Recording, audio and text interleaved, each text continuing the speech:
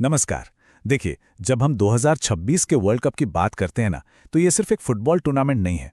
नहीं, ये उससे कहीं बढ़कर है। ये एक कहानी है, एक ग्लोबल कहानी, जिसमें सत्ता है, पैसा है और हाँ, इंसानी जज्बा भी है। तो चलिए, आज इसी कहानी के उन पन्नों को पलटते हैं, जिनके बारे में शायद ज्यादा बात नहीं होती।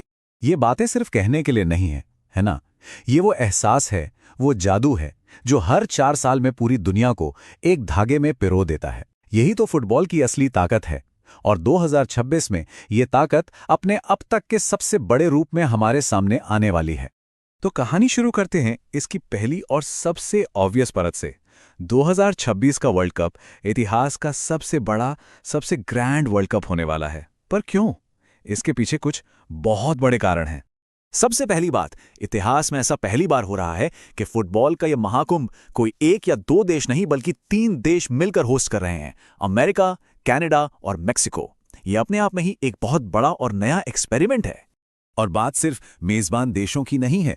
जो सबसे बड़ा बदलाव है वो है टीमों की संख्या। सोचिए, 32 से सीधे 48 टीमें। ये एक बहुत बड़ा जंप है। इसका मतलब साफ है, अब कई और देशों के लिए वर्ल्ड कप का दरवाजा खुल गया है। उन्हें भी इस सबसे बड़े स्टेज पर आने का मौका मिलेगा।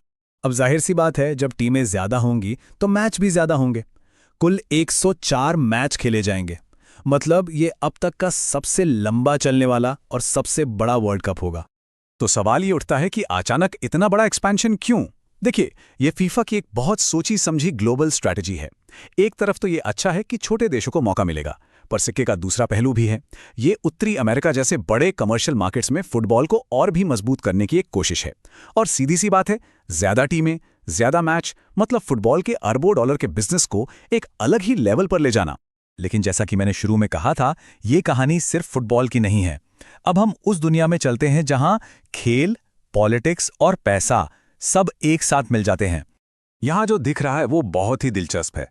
हर होस्ट देश के लिए ये टूर्नामेंट एक पॉलिटिकल स्टेज भी है। अमेरिका इसे अपनी सॉफ्ट पावर दिखाने के मौके की तरह देख रहा है। मेक्सिको अपनी ग्लोबल इमेज को बेहतर बनाना चाहता है। और कनाडा, वो फुटबॉल के वर्ल्ड मैप पर अपनी जगह पक्की करना चाहता है। मगर इस सारी चमक दमक के पीछे कुछ बहुत गंभीर सवाल भी छिपे हैं, जो हर वर्ल्ड कप के साथ और बड़े होते जा रहे हैं। सख्त वीजा पॉलिसीज, मुश्किल सिक्योरिटी इंतजाम, प्रवासी मजदूरों के हालात और ह्यूमन राइट्स, ये ऐसे मुद्दे हैं जिन्हें हम चाहकर भी नजरअंदाज नहीं कर सकते। और इन सब के सेंटर में क्या है? पैसा। फीफा वर्ल्ड कप आज की तारीख में दुनिया का सबसे महंगा स्पोर्टिंग इवेंट बन चुका है। ब्रॉडकास्टिंग राइट्स, स्पॉन्सरशिप, टिकट की बिक्री, ये सब मिलकर इसे एक मल्टी बिलियन डॉलर इंडस्ट्री बनाते हैं, जो हर साल और बड़ी होती जा रही है। और यहीं पर वो बड़ा सवाल खड़ा होता है जो कई एक्सपर्ट्स और फैंस पूछते हैं।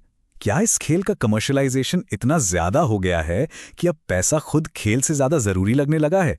इस पर सोचना वाकई में बहुत जरूरी है। चलिए, अब पॉलिटिक्स और पैसे की दुनिया से बाहर निकलते हैं और इस खेल की आत्मा की बात करते हैं। वो जुनून जो फैंस को एक करता है और वो दबाव जो खिलाड़ी महसूस करते हैं। वर्ल्ड कप के ना हमेशा दो चेहरे होते हैं। एक चेहरा है फैंस का। हमारे लिए ये एक त्योहार है, एक ग्लोबल कार्निवल, जहां ब्राजील का सांबा है, अर्जेंटीना का पैशन है, अफ्रीकी ड्रम्स की गूंज है, मतलब असली जश्न। लेकिन सिक्का पलट कर देखिए, दूसरा चेहरा है खिलाड़ियों का। उनके लिए ये बड़े हुए मैच क्या हैं? ज्यादा थकान, चोट लगने का ज्यादा खतरा और जबरदस्त प्रेशर, क्योंकि ये उनके करियर का सबसे बड़ा, सबसे अहम लम्हा होता है। तो ये सारी बातें हमें आखिर कहाँ ले जाती हैं? ये इतना बड़ा, इतना कमर्शियल और इतना डिमांडिंग टूर्नामेंट फुटबॉल के भविष्य के लिए क्या संकेत दे रहा है? देखिए, 2026 का वर्ल्ड कप सिर्फ एक ट्रॉफी की लड़ाई नहीं है। ये इस बात का भी टेस्ट होगा कि दुनिया का ये सबसे पॉपुलर खेल आखिर किस रास्ते पर जा रहा है। क्या ये खेल अपनी जड़ों से जुड़ा रह पाएगा? क्या ये हमेशा की तरह हर गली, हर मोहल्ले का, हर आम इंसान का खेल बना रहेगा? या फिर ये बढ़ता हुआ पैसा और पॉलिटिक्स इसे सिर्फ कुछ पावरफुल देशों और बड़े बड़े कॉरपोरेशंस का खेल बनाकर रख देंगे? 2026 का ये टूर्नामेंट इन सवालों के जवाब की एक झलक हमें जरूर देगा। लेकिन इन सारे सवालों, इन सारी बहसों के बाद भी एक बात तो पक्की है। जिस पल पहली सीटी बजेगी ना, पूरी दुनिया एक बार फिर एक हो जाएगी।